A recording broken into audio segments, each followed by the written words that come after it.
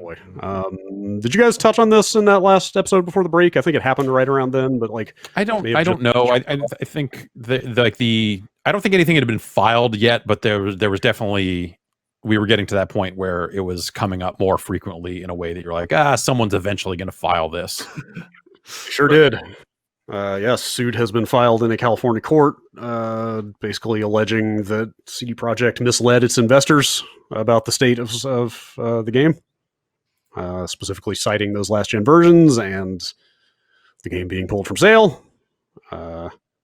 And let's see. They use the phrase virtually unplayable in the suit to describe the state of the last-gen game. Yeah. So that's about where they're at. So what that means is playable. Right? Sure. I mean, virtually unplayable technically just means... Well, because it is playable. Yeah, it is. But they have to make it sound... It was, but yes. Yeah. Yeah, they cite that, I'm sure you guys probably remember that quote that was going around early last year, like close to a year ago at this point, where it was really like my interpretation of that quote was that it was fairly benign. They were basically just saying the game was content complete when they got out there and were like, hey, it's playable from start to finish. Like, I feel like you hear that all the time in development, right? Of developers saying like, hey, the whole game is there. Yeah. We can play through it now.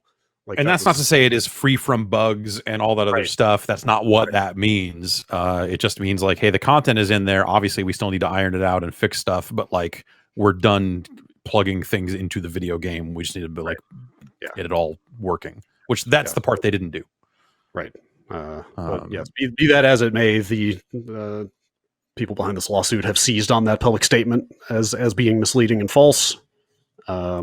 I think I would look at more. I guess that wasn't a statement. Was that something that was like an email that leaked out? Then maybe that might be what it was, actually. The thing that where they were basically like, it was the heads of the studio kind of apologizing for not taking greater care with those versions of the game and not showing that version of the game pre-release and all that other stuff. So like that to me is the part where it is. I would look at that and think like, hey, this is something that is maybe a little more deceptive to investors. As well as consumers, when it comes to those versions of the game, seizing on the when they seize onto language from the content complete stuff, that is them misinterpreting, whether deliberately or otherwise, like misinterpreting what that means in a game development context. That like, you know, when they say stuff like that, but and maybe that needs to change the same way the fucking. You know, when people show games too early and then take out reflections and puddles, people get all pissed off, and now they're like, well, now we're just not going to show as much stuff. We're going to be extra guarded because now we have this weird liability, and now people have even less access to games in the game industry, and now it just becomes even more secretive because people are, that just seems like a bad faith thing to hang your lawsuit on. And maybe they're like, oh, well, you know, in discovery, maybe that email to staff or whatever that other statement will be, that to me is more salacious, or there's more to hang on there, but I ain't a fucking lawyer. I don't know. Yeah. Nor am I, but they are seeking damages on behalf of their investors. I guess they have applied for class action status, but as of late December, doesn't look like it had been granted. So who knows where this is going.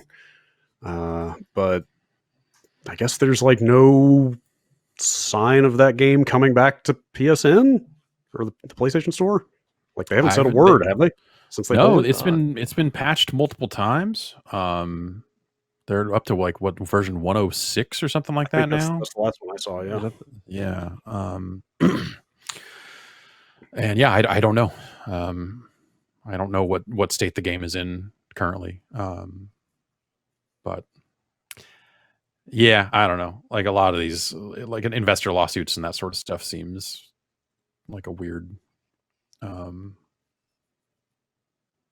Yeah, that's a weird one to hang a lawsuit on. I guess that part of that statement, but I have no idea what the chances of this suit succeeding are. But I don't know. Like when Sony pulled that game, like what impression did you guys get about how long it would be? Like I felt like when I saw that, I was like, it'll be back in a couple weeks. Like they'll fix it, right? You know, whatever that takes. Right. I think like maybe a month at the outside was what I felt like, but who knows if this until they get the PS5 version, the official PS5 version out, maybe.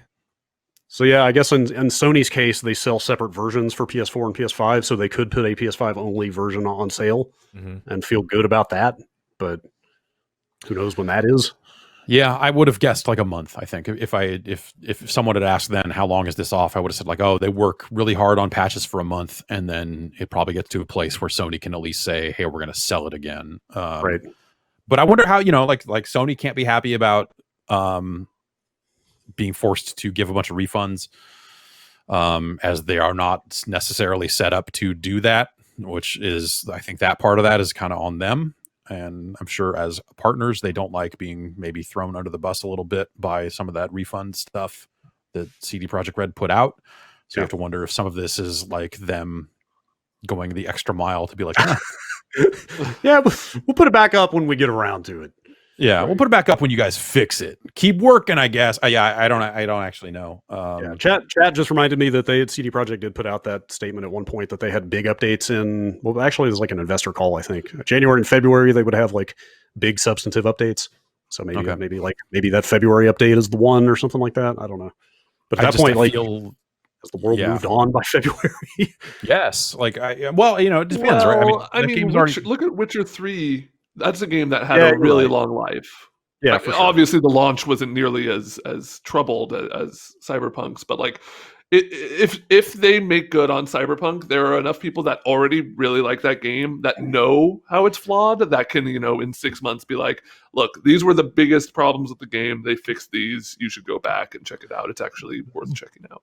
But like what we're talking about there, the reason why The Witcher had a long tail and all that other stuff is because they added stuff to it in a more meaningful way. And so I'm sure once they fix the Cyberpunk stuff, they'll add to it though. Right. Yes, totally. But like, we're still in that window of just like, there's still probably a lot to fix. And then they have to bring it to new consoles. And then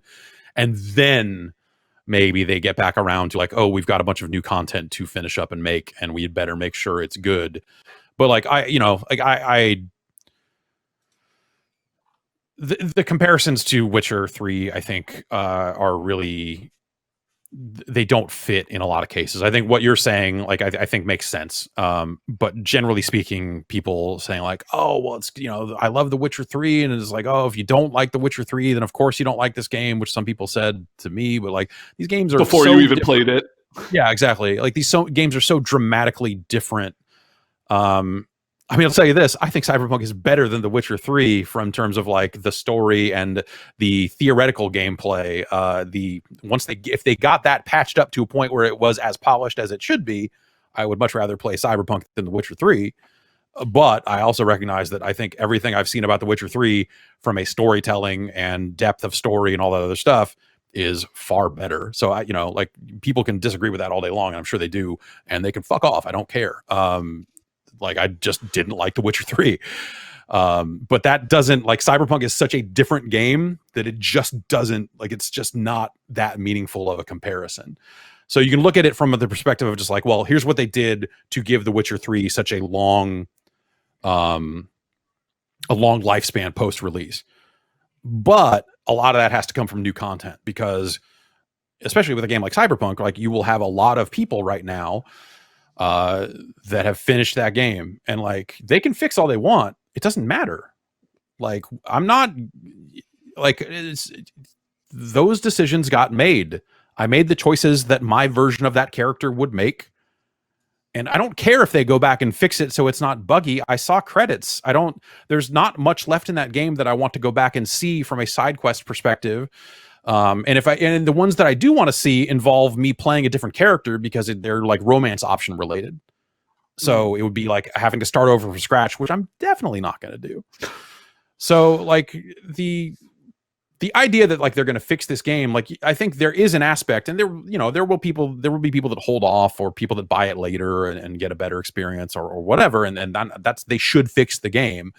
But I think for a lot of players, that ship has sailed, because now, like, over this holiday break, a lot of people probably had a lot more time where they're like, I'm just going to finish it, whatever. And it'll be funky and whatever. And the frame rate will be like this here, and this will be that, it'll, like, it is what it is. But I have zero desire, like, especially seeing that, like, that it did the thing of, and I guess, you know, the way the story wraps up, it kind of has to do this, but the way it, you know, the way it dumps you back into the world, because all, like you were saying, all open world games must do that, is it dumps you back in right before the point of no return. That's the way less elegant way to do it, but Yeah, like, and like I think like that game makes so many choices that are like the less elegant way of doing things, and it makes me wonder, like at some point in development, that they just go like, all right, we need to start cutting out anything that's not ready, and like yank out these cutscenes and put in phone calls instead, because we don't have time to do this or this or this or whatever it ends up right. being. I mean, that's part of project management, right? Is like you have your list of like, we definitely need this, we would like to have this, and we want this. And with how tumultuous that game's development sounded from all the reporting, it makes sense that they would have to start cutting a lot of things off that list that's not must have, and even maybe a little bit of stuff that is must have. You know, you see all the stuff about like how the AI works in the city and all the other stuff, and just how truly brain dead a lot of the city stuff is. Yeah, I try not to be too nitpicky about that stuff. I mean, you start getting into like fucking CinemaSins territory of just like, and it's all theoretical because we don't know how that game's development went. I'm just saying, like, parts of it look like, boy, no.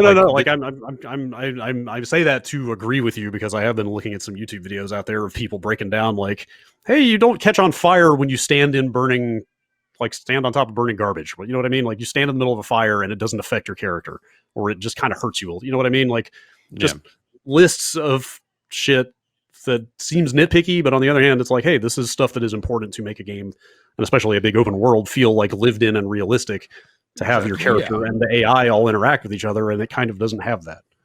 Yeah, and I think that's like, there's a lot of like stuff. Yes, it's a lot of stuff that adds up over time, where you're just like, hey, you know, there's just a lot of stuff here that, like, in a better game, in a game where they had more time to give it that level of attention or whatever, you know, like, I don't want to speculate too much about what happened or didn't happen, but like, you just look at it and go like, for a game that was in development this long, that is this big, that is this, you know, like the budget stuff that has gone around, and for the game they talked about, it sure is missing a lot of that type of stuff. And, you know, that it is what it is. So I think this class action lawsuit stuff seems like borderline, like, trollish, like, you know, ambulance chasing type stuff. But at the same time, I do think there's something to the idea that, like, they seemed to try to keep people away from those console versions of the game as much as they possibly could. And if that really did extend to investors, then boy, that ain't good. Yep. Who knows? Maybe Cyberpunk 2077 will be 2021's game of the year. Who can say? Who knows? Who can say? Sure. Yeah.